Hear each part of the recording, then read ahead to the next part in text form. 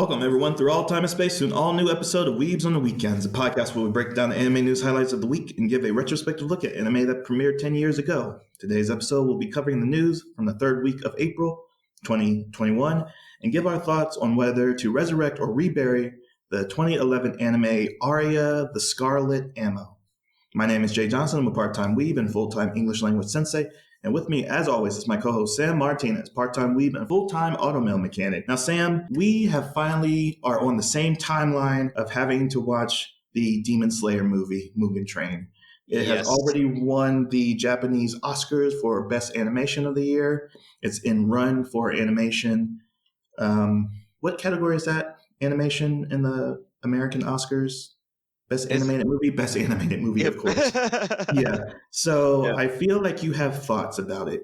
Care to share?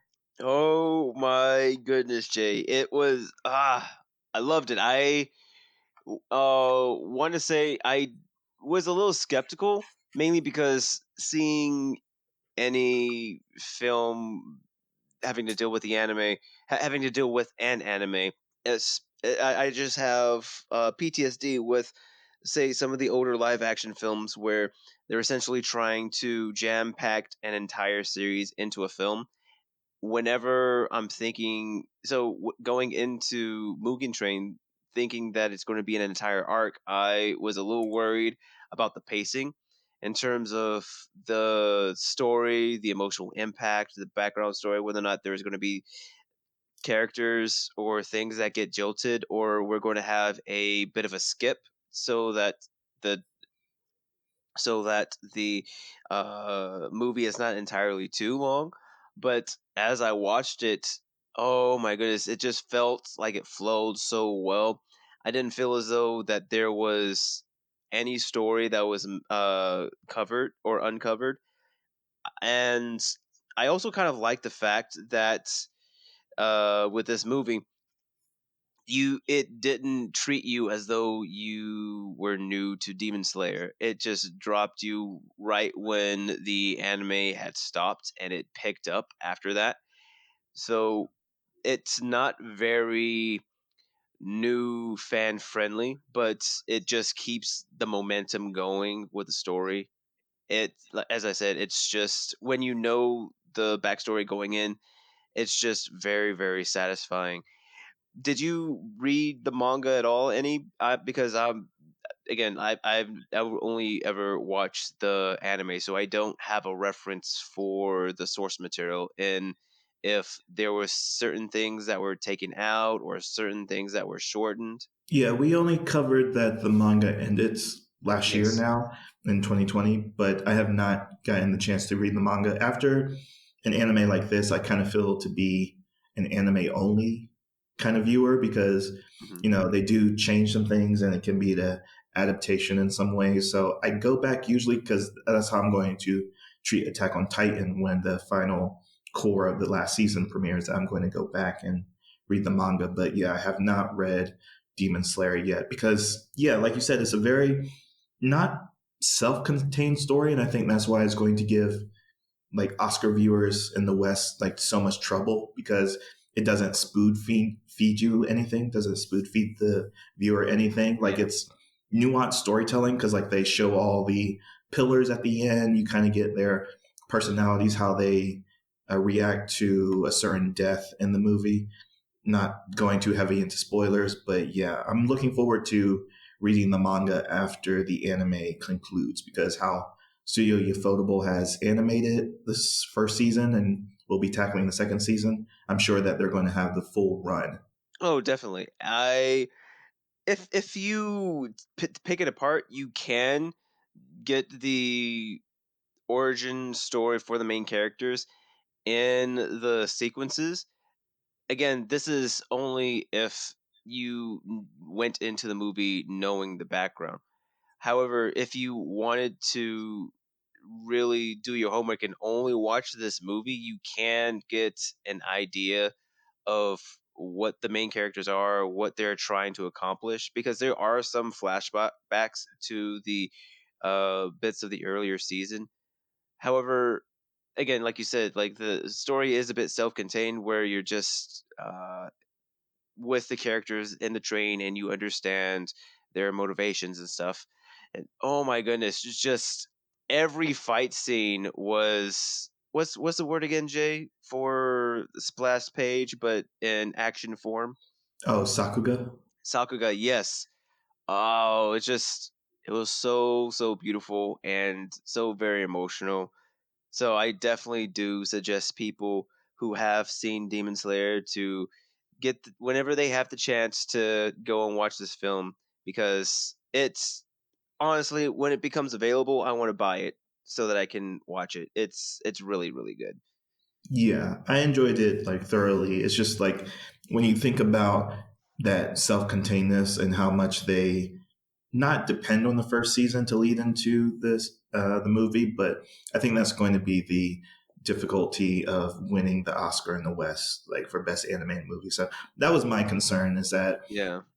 and there's a very intense scene with Tanjiro, the main character. He gets stuck in a basically a hypnosis, and what he does to escape is a little too jarring for a family friendly movie and animation. Again, that's Oh, kind of what the West is known that for. So like when it's going yeah. against Disney's Pixar Soul and Raya and the Last Dragon, like that one scene, I think is going to turn off a lot of watchers from actually nominating it, or at least getting it past the nomination process. No, I definitely agree with you because it's rated R for a reason. If the blood and gore, again, because you've seen Demon Slayer, it's nothing outside of the norm. It's not grotesque for the sake of being grotesque, but it's grotesque because of the subject matter, right? Just the fact that it's rated R, that's going to off put people here in the West to begin with because of the Western view on animation as a whole. Exactly. So yeah, I'll be surprised when, I mean, Oscar season is really like right around the corner. So we'll see what happens. But yeah, but is that all we wanted to talk about, Sam? Because we need to get to the news, and you got the news for this week, right? Definitely, yes. I got the news for the week, and since we had just finished talking about an animated movie, let's talk about a movie that is dealing with a live action version of an anime franchise. So, we had gotten word that the last two live action Rurouni Kenshin films, they were given their promo and teaser trailer videos. The last two films of the franchise, they are known as the Rurouni Kenshin Saisho, the final, and Rurouni Kenshin, the beginning, respectively. The final, which is the first film, the first of the two films, will be airing in Japan on April 23rd, and the subsequent film, the beginning, will be airing on June 4th. And again, these movies were pushed back because of the pandemic. However, now they, because of things, I guess, have gotten to a point where people are going into the theaters, they will now be playing in theaters. So, Jay, question is, have you had any experience watching the live action Rurouni Kenshin films? This is a weird situation now because it is one that is 10 years old, and that's just a fact that is so easily forgotten, that Roni Kenshin is like one of those pillars of this is what live action anime movies should be, because now we have like a slew of poor like adaptations. Like Full Metal Alchemist one came out a few years ago. Before that was like the Death Note one that the West did. But yeah, 2012 is when the first Rurouni Kenshin movie came out, and I was so shocked at this news because I was like, oh, they're rebooting it, because like why not? So it's called The Final and the Beginning. So it's like the final when he is a assassin, or known as Batoshi, Batosai. the yeah Batosai, like the sword demon or something. Um, and then beginning is when like the anime takes place, where he like turns over a new leaf of nonviolence, or non-killing. So I was like, oh yeah, I can't wait for another iteration of Rurouni Kenshin. But no, this is a continuation of this 10-year series. So like the first Yeah. one was Rurouni Kenshin, the second one was Kyoto Inferno, the third one was The Legend Begins, or no, The Legend Ends. So like there's going to be 5 movies in this series in total, and I'm just shocked because it's such a good adaptation. You're like, why can't everyone do this? Why can't this be the standard? This is just like the exception and not the rule. And for one, it's carried by the main actor who's done so much work. He's a leading actor. I'm forgetting his name, but he is also like Kamen Rider in a bunch of films. Like he's the main Kamen Rider in like Generation Forever, I'm Born, and Climax Daika, I think. Daika. But yeah, he goes back from 2007 and he has this long career. So he's a hardworking actor. So like he's carrying this franchise, even though it's kind of basically working backwards through the Roni Kenshin storyline. So I'm very excited that I've seen the first 3 and I'm looking forward to the last 2. You were correct that it's working backwards, but uh, you had the origins, or not the origins, but the plots of the last 2 movies flipped a little bit, Jay. So actually, like the final is seems to be the story where they're following the Jinsho arc, where Kenshin has to deal with a weapons dealer. And in the beginning is supposed to show how Kenshin got his cross-shaped scar to begin with. So, like you said, working a little bit backwards that way. I was also kind of surprised that you mentioned that he was from some of the Kamen Rider franchise. I After seeing I've only seen the first 2, but like even watching that, like his acting chops were definitely prevalent. But I'm I'm not familiar with the movies that you had mentioned. Did those movies mention the name of the common writer that's supposed to be in those? Yes, I think it's Ryo Toko, I believe is his name. But yeah, I just remember the movies because like the Kamen Rider movies are Mhm. like so expansive. So I was just checking about Oh, what he I'm I'm did. I'm I'm sorry. I'm just looking at it right now. The actor's name is Takuro Sato, and Yes. he was Kamen Rider Den O. Oh yeah, Dano. Yeah, Dano. Yeah, yeah. So Kamen Rider Dano, and then all those other the it's subtitle names. dude, the segue, because Kamen Rider Den-O, it has to do with his particular Kamen Rider. I, if I'm wrong, the fans can correct me in the comments. But I want to say with Kamen Rider Den-O, him and his compatriots, they essentially live on this high speed bullet train to get to the places that they need to, so they can stop people. And it's just funny that we were talking about Mugen Train, and we're now talking about a Kamen Rider that essentially lived on a train. So irony, I don't know. I just find it funny. So on to the next bit of news that we have.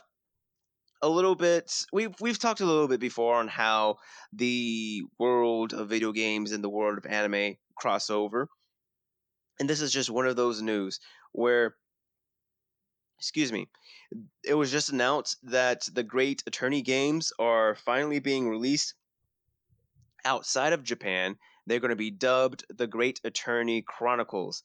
And essentially, this is a collection of games that are Ace Attorney spin offs. And it's going to be released on the PS4, the Nintendo Switch, and Steam in July 27. The premise of these games is that you are going to be playing Phoenix Wright's ancestor, known as Ryunosuke Naruhodo, as he begins his career into becoming an ace attorney. So, Jay, what do you think about Ace Attorney getting new games, or at least that the West is getting new games for the Ace Attorney franchise? It's very odd because the West already has like series like Professor Layton and all of his multiple installments, and then you have like the Dan Durapa series. So like Yeah. these all procedural based lawyer showdown mystery thrillers.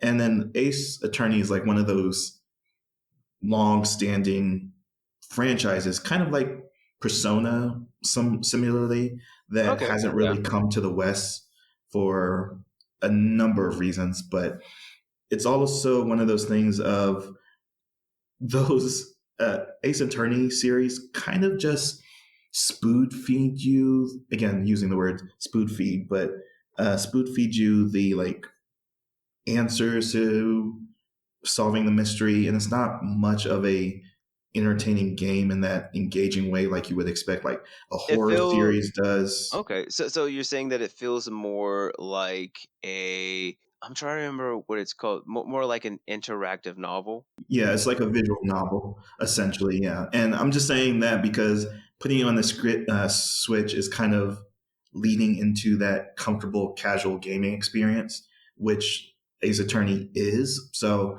I'm just surprised that it's taken this long for like this new generation of the Switch generation to have like the Ace Attorney games to the West because they're so suited for casual gamers to like take in. No. I definitely understand what you mean by that. I haven't had a chance to play any of the Ace Attorney games or anything similar to that, mainly because I have a long history of turn-based games, and in my mind, it's just thrown into there, and I'm never to play or give two thoughts to it.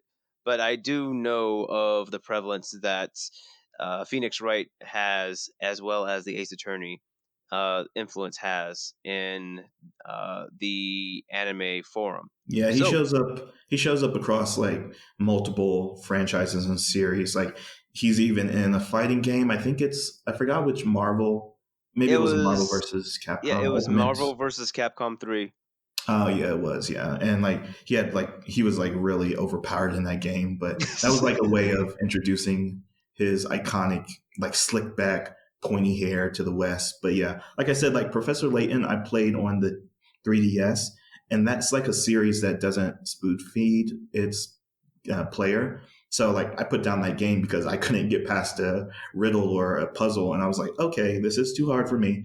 Same thing with Dandarapa. It's like a murder mystery, but you have to be clever enough to be a detective in those series. So with Ace Attorney coming, I was like, oh, I'm definitely going to pick this up because it's baby food for me. But yeah, Oh, um, I was about to say, it seems like you can have like no middle lane for you, where it's like, oh, this is too easy, I can't play it. Oh, this is too hard, I can't play it.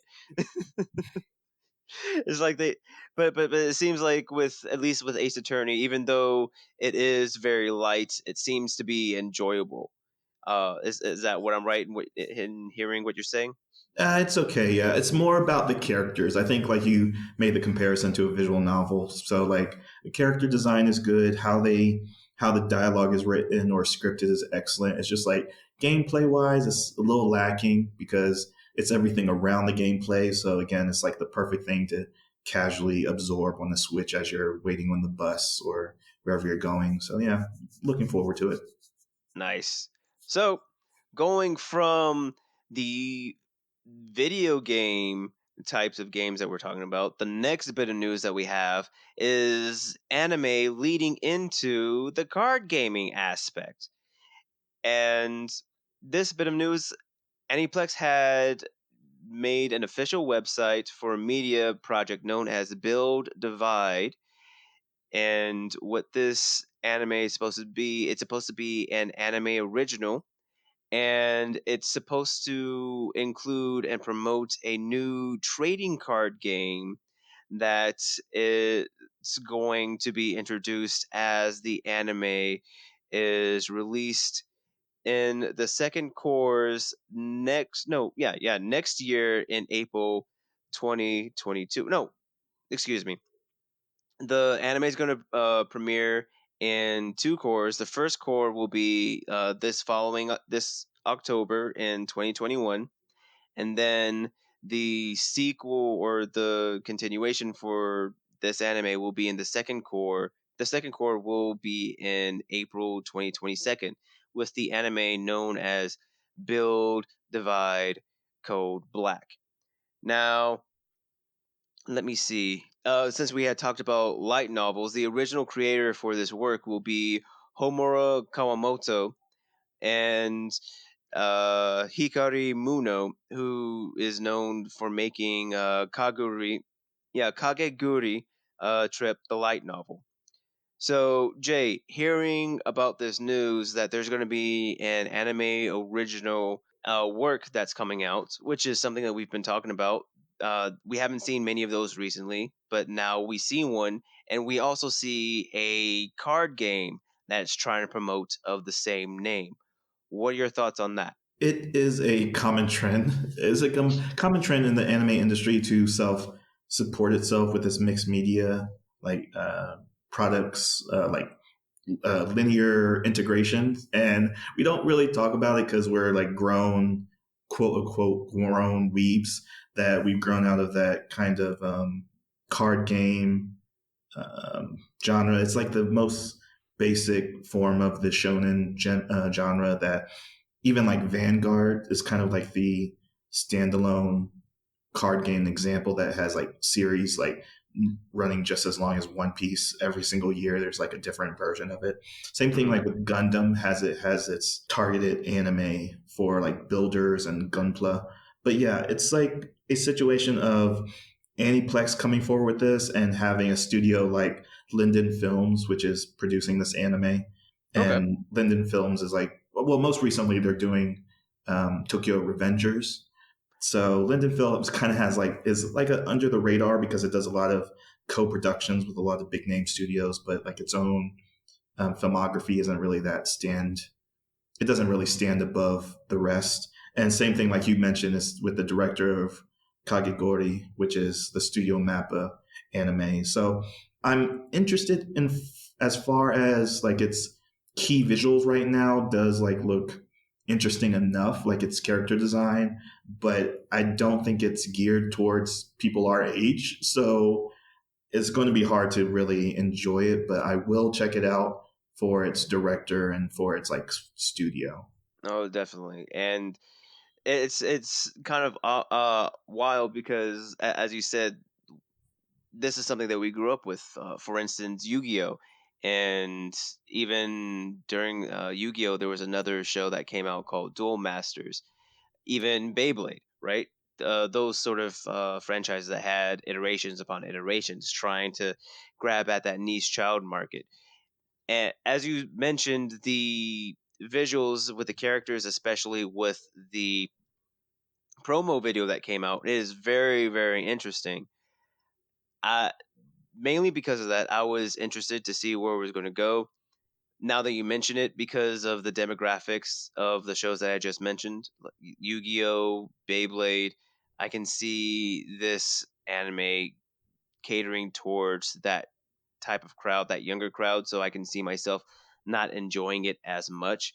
But I can say that it will be damn near pretty though. On to the next and last bit of news that I have here. It's saying that Viz had announced that it's going to be collaborating with Marvel Comics to publish manga and comics based on Marvel characters. The companies will release Now's Fuji's Marvel Meow based on the comic strips of Marvel's official Instagram page on October 12th, where essentially a lot of the, much as the name implies, a lot of these Marvel characters will be drawn in cat form.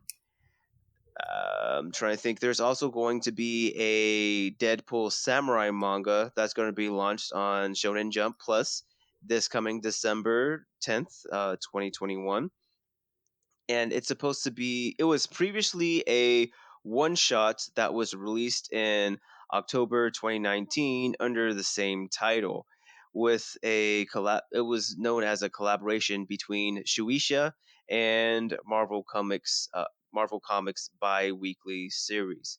So Jay, I just sort of wanted your thoughts, not necessarily on the cats themed comics, but just the fact that it seems as though anime studios or manga studios want to collab with Marvel Comics, because this hasn't been the first time that this has happened. Oh yeah, that's definitely because we talked about two series already of the Marvel anime back in 2010, and even this year in 2011, we covered Iron Man, we covered Wolverine. There's still left to cover X-Men and Blade, but yeah, there is a long history of crossover that Marvel has been aware of. That superheroes are a um, anomaly in the East, or in Japanese culture, the idea of superpower individuals and their place in society. Again, Japan is very strict on militarization,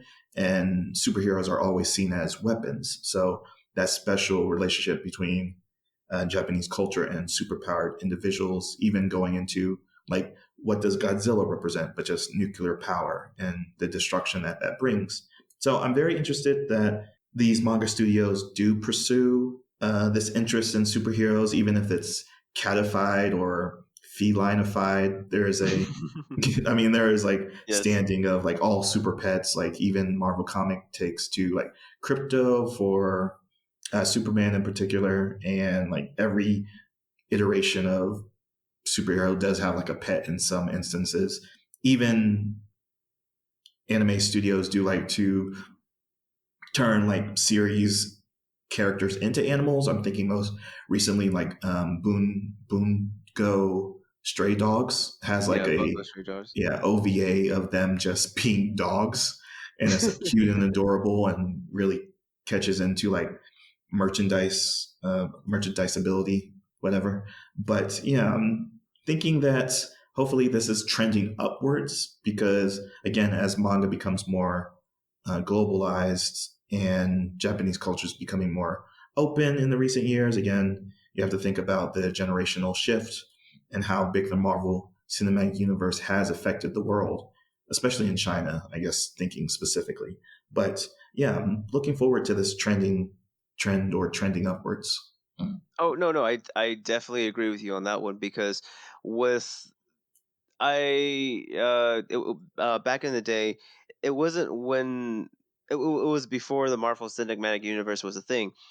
Marvel was still collaborating with Japanese manga artists. For instance, the manga artist for Shaman King had teamed up with Stan Lee and had made an anime or a manga series known as Ultimo.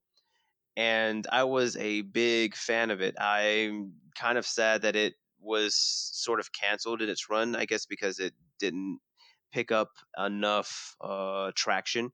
But the story was really interesting, and just the fact that Stan Lee was interested in coming up with an idea with a mangaka like that. Just the fact of like that sort of collaboration. As you said, we've seen the influences of the superhero genre in modern day animes. Like we have that with My Hero Academia, things of that nature. So there's definitely influence from the West, and it would be interesting to see more creative or more original works coming from team up like this. Not necessarily catifying superheroes, but more original works like Ultimo, because we'll get very unique stories, and having an Eastern and a Western blend or twist on it would definitely be a sight to see. But those are my thoughts on that.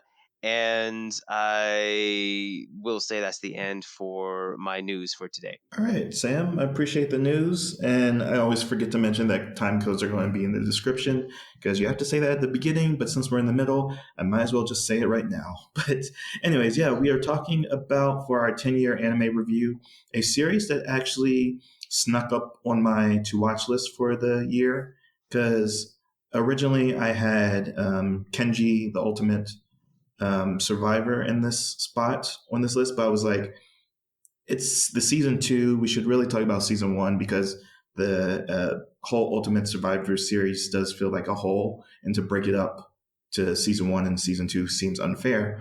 So it started in for this place, Aria the Scarlet Bullet, or Hayden, no, Aria, into the spot because this is a JC staff production, and JC staff is like one of those big anime studios that kind of just doesn't get the proper recognition because like right now they're scheduled for 7 anime they're turning out this year. Oh. They turned out last season Skate Leading Stars, which I was a big fan of. Like it made my honorable mentions for the season.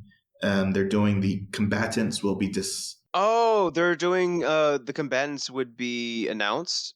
yeah. I forgot the English translation, but the by the creator of Konosuba, Yeah, which you told yeah. me to watch because I was not aware that it hasn't been talked about anywhere. Weirdly, so I was like, It's we it's could save that for the 3 episode test. okay, good, okay, good. And they're also responsible for Eden Zero this season. So I'm very Oh, okay. surprised that 2011 they were doing such a interesting anime. So talking about Aria the Scarlet Ammo, it premiered on April 15th, 2011 for a 12 episode run.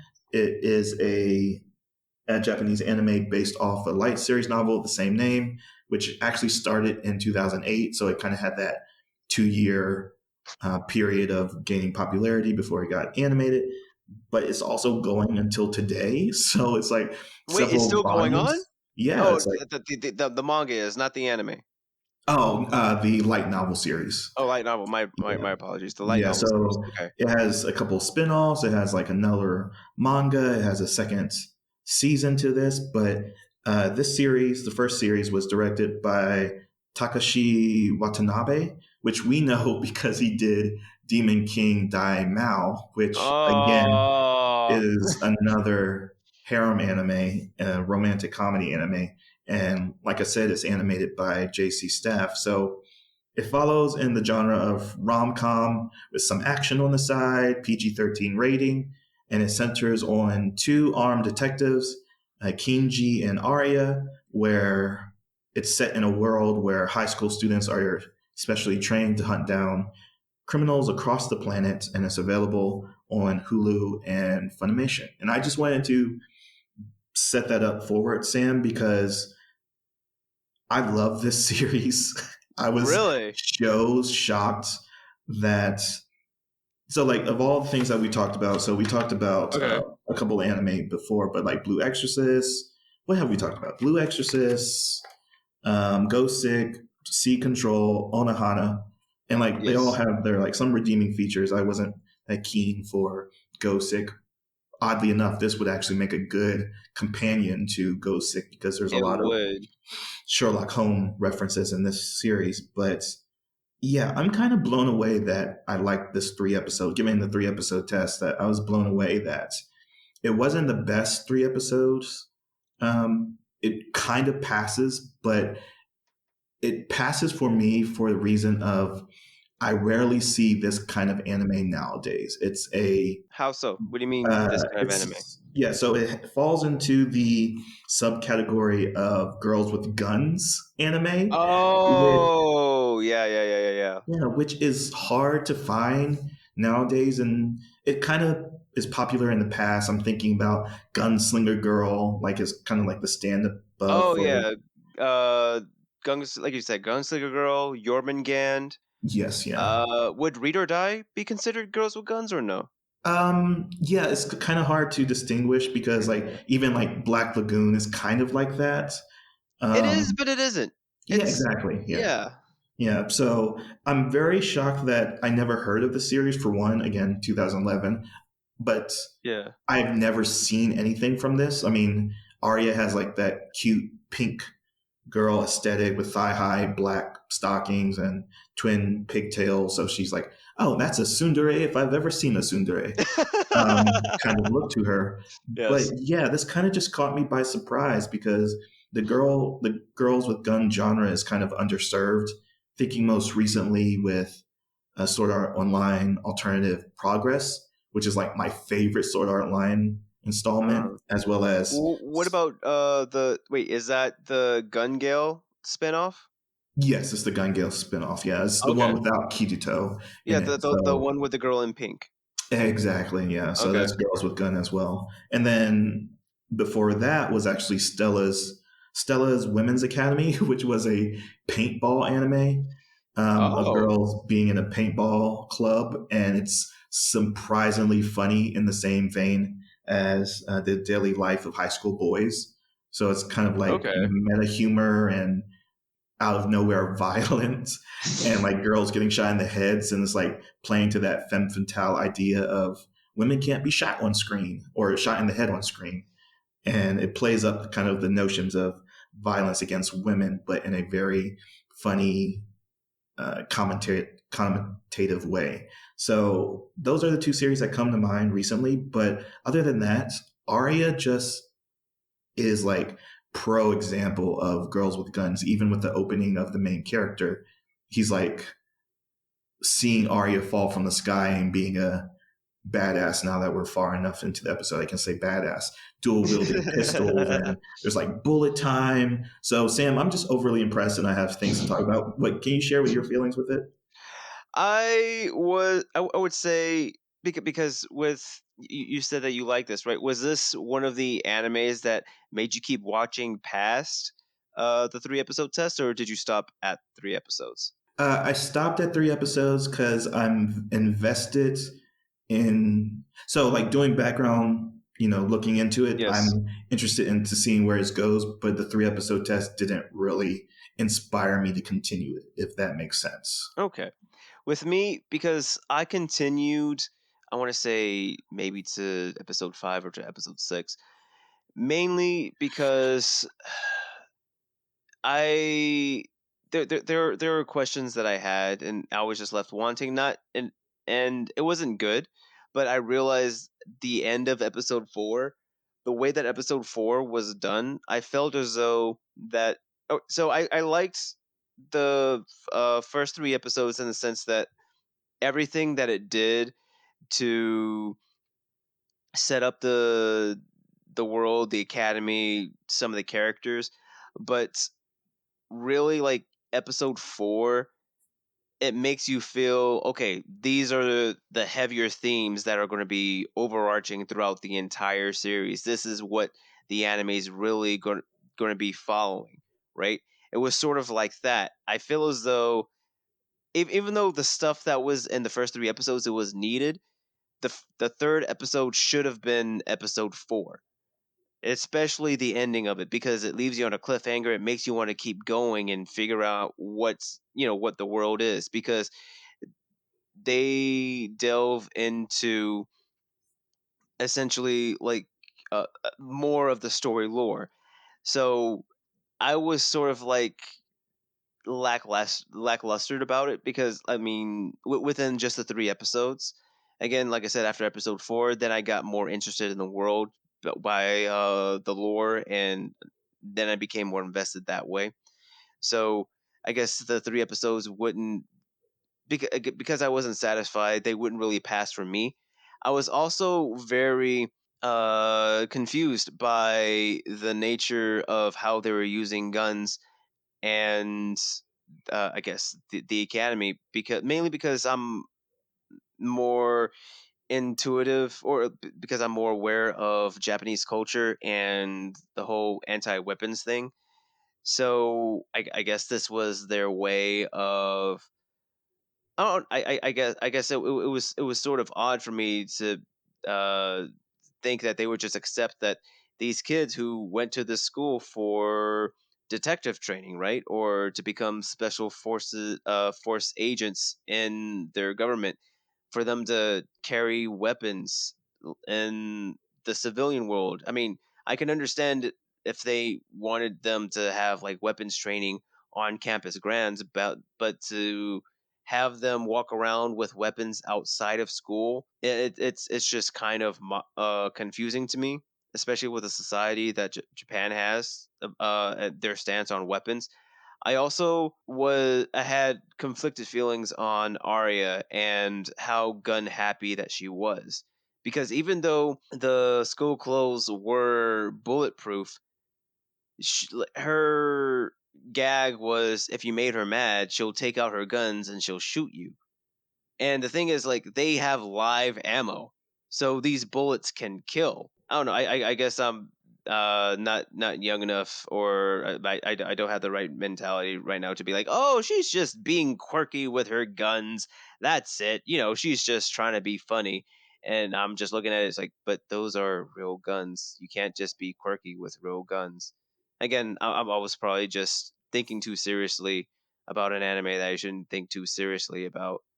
But There's a lot of exposition. Well, there's not a lot, but there is a good decent exposition dump in the beginning of the first mhm, episode by one of the school's instructors that basically sets up the world as not post-apocalyptic but dystopian essentially, because this academy was needed, or this world is in a place of high crime rates, where even the opening scene to the anime is that a bomb is strapped to a high school student's bike, and then he gets chased down by a Segway with the Uzi. So yes. it is a situation of violence. It's just around every corner. Like, they are targeted by criminal organizations and just everyday criminals. So I get the idea that this is not really Japan. This is a hyper realized world where Japan's it just the is, backdrop. yeah, Japan's just a backdrop to it. Okay. And you kind of have to divorce that to the Japanese way of thinking. So that's how I kind of went into it after the first episode. It's like, oh, and even so much so is that the third episode is basically Speed, where the Pretty American, much. It's like they replayed Speed twice, like with the bike bomb, because it was sort of I'm sorry, I didn't mean to interrupt you, but essentially Speed. But go on.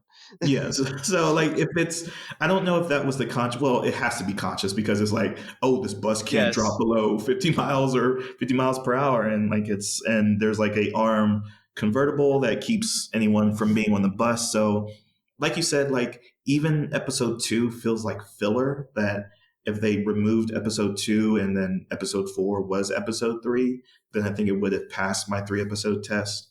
Like you said, it's a kind of lackluster beginning to such a great story. I'm assuming it's going to be a great story, but the premise Mhm. by itself, again, playing up the femme fatale kind of aesthetic, even though she is tsundere, and kind of shoots off at the hip of whenever she's provoked. And that kind of just leans into the idea that these kids are just They're kids. acceptance. Well, no, they're not kids, Oh, but I'm sorry.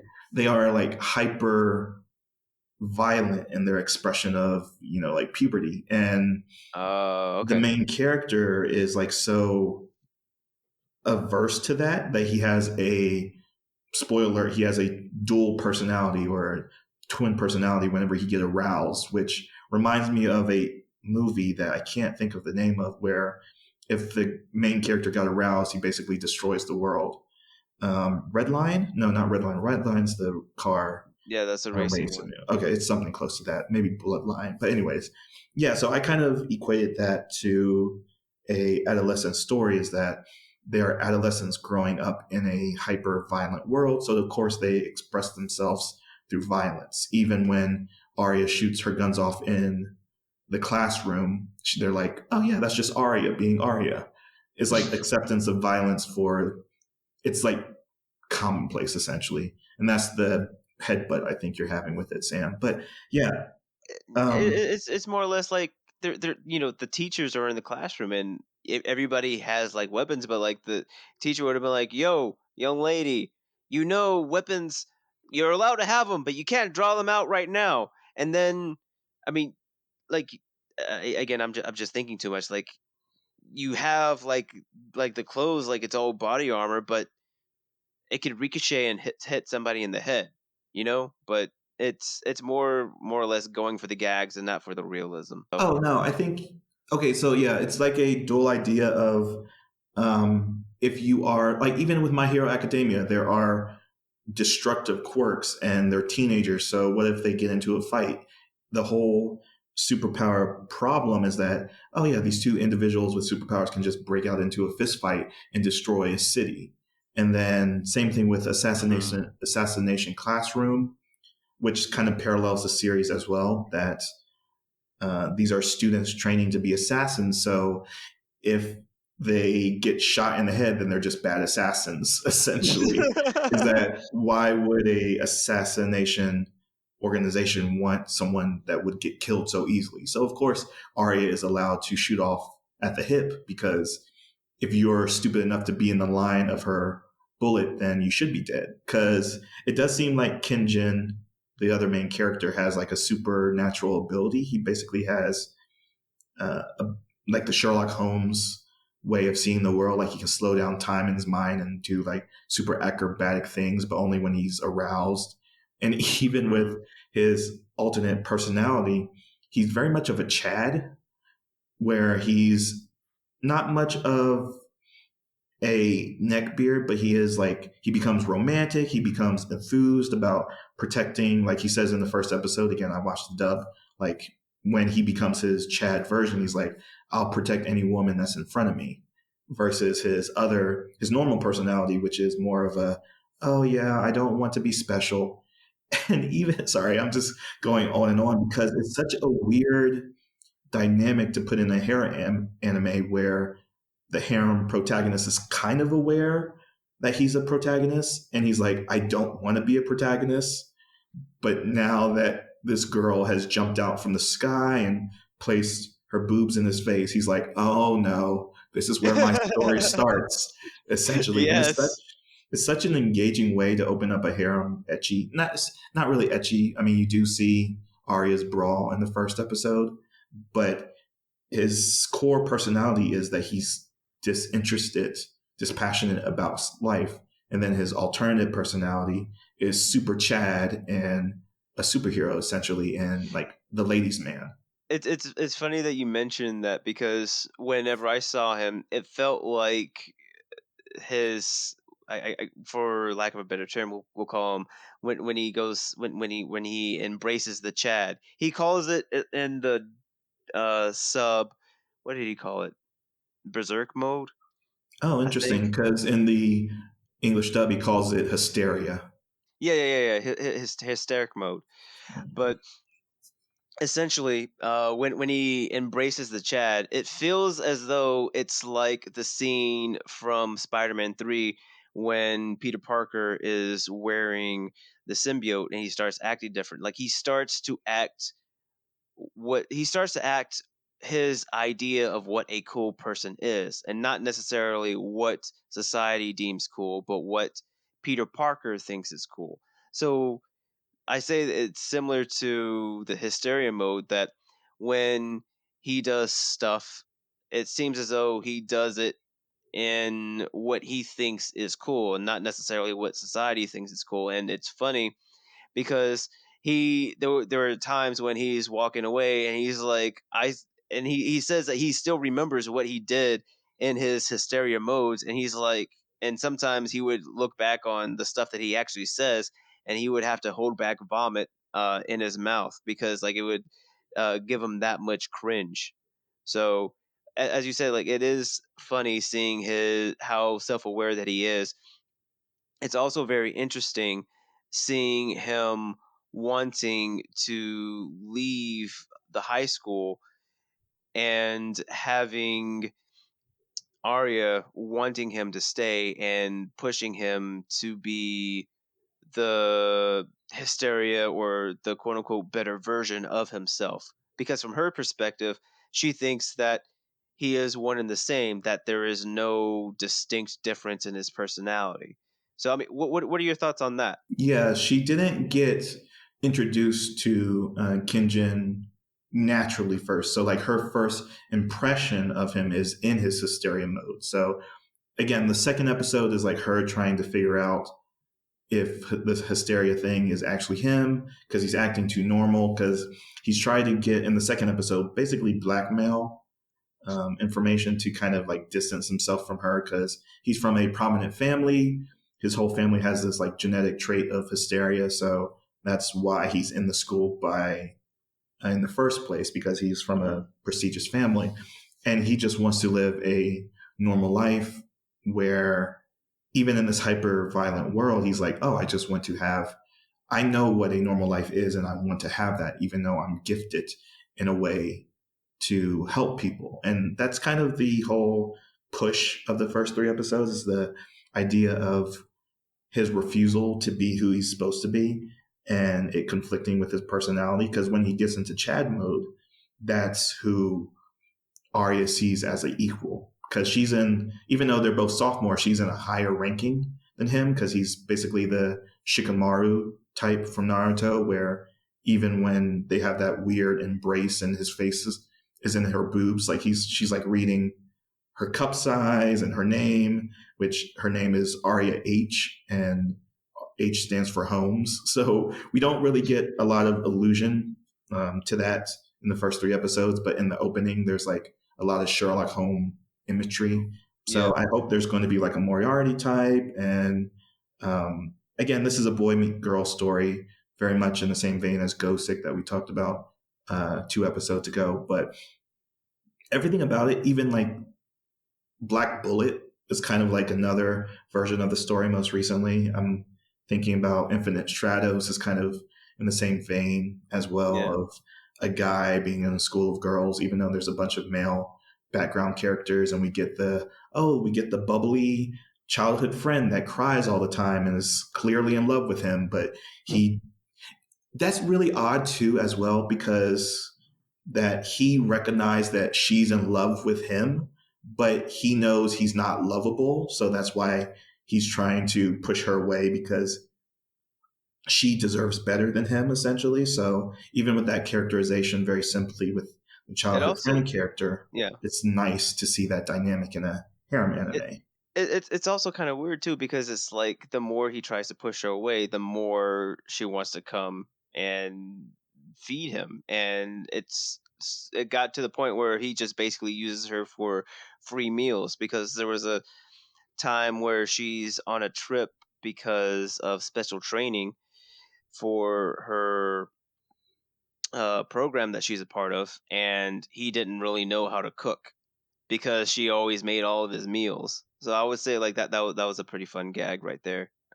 Seeing that. Yeah, it does feel like the writers of this, again, I should have gotten their names, but the idea that the series is aware that it's a harem, and aware of that it's a harem in like the knowing way that it can play on side tropes and the conventions that the genre has, but in a very intellectual and poignant way, because usually harem protagonists are for escapism, like, oh, look at this nerd, he has a whole gaggle of females, is that appropriate?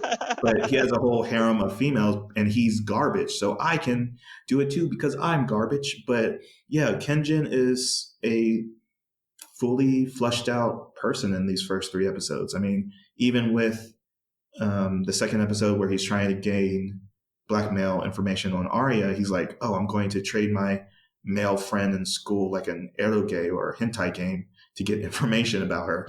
And he even spends like a day at an arcade. He's doing all these things. He has a very bare household, even though like bullets are scattered around in his bedroom. So even like the environmental design shows his character. So I'm like overly impressed that they put so much thought into having a harem protagonist with a genuine characterization. And then again, like Yeah, I said, he's he not has just the generic. right, exactly. Like he's not someone to just put yourself onto to say, oh, he's a loser, I'm a loser, I can get girls. But he has a drive, he has a want that Arya is trying to contradict. So that drives a character division that I'm very looking forward to see, even though the first 3 episodes are kind of bad. They failed the test. But you see that the big boom homeroom teacher, for those that like to ship, students and teachers together, you see like a ditzy other character who's probably going to be another love interest. Again, like that's the role in a harem. So you get like 3 girls in the first 3 episodes. So seeing where that goes, and there's a sniper as well. Not a tsundere, but she's a kundere, because she's emotionless. She's a sniper who's emotionless. So yeah, blah blah blah. I would say like that was kind of uh what's the word? That was very surprising to me too because he talked to her as like, "Hey, so and so," like the audience knew her, right? But I mean, obviously he's been in school. I think because you said that he's a second year too, right? So he's gonna know these other classmates, and I would say like that was a different approach with this anime because usually when because we're following the main character, we are supposed to already know the characters that he knows. But they sort of did this trope with the Kudere character a little bit differently in the fact that he had already known her, right? Before we had gotten the chance for the to see their introduction. So they already have a rapport together. So I would say like that was a different type of thing and I hadn't seen enough to see whether or not that was good different, but it was different. I kind of liked it. Yeah, I mean, the first episode again works in the idea that Arya is starstruck with Kinjin, and Kinjin's like, "Oh, I just want to be a normal boy. I don't want to have this extraordinary life." The Hmm. second episode is filler because it's like a workaround to. I mean, it's only 12 episodes, so it feels like wasted time, like we said. And then you know about episode 3 or 4, and episode 3 is a ripoff of Speed, which does has a lot of humor in it. Again, that's probably another strength of the show is like the even though it comes mainly from Arya being a tsundere and expressing those violent tantrums, it does have a good sense of comedy timing and like the dialogue, the back and forth. So like the rom com elements, I kind of understand where it's going because like Kinjin based version, simple version is not really attractive. I mean, he has personality, like I said, but his Chad version is what Arya's falling in love with and seeing if maybe they're going to merge, maybe they're not. It's going to be a story of Arya saying, "Oh, I actually love both versions of you, and I accept you for who you are," kind of thing. So I'm looking forward to the next 3 episodes or the next 9 episodes, even though it doesn't pass my 3 episode test. And I would also say that we were thinking before, Sam, that we wanted to add another category into our resurrect or rebury called rewrite or reboot.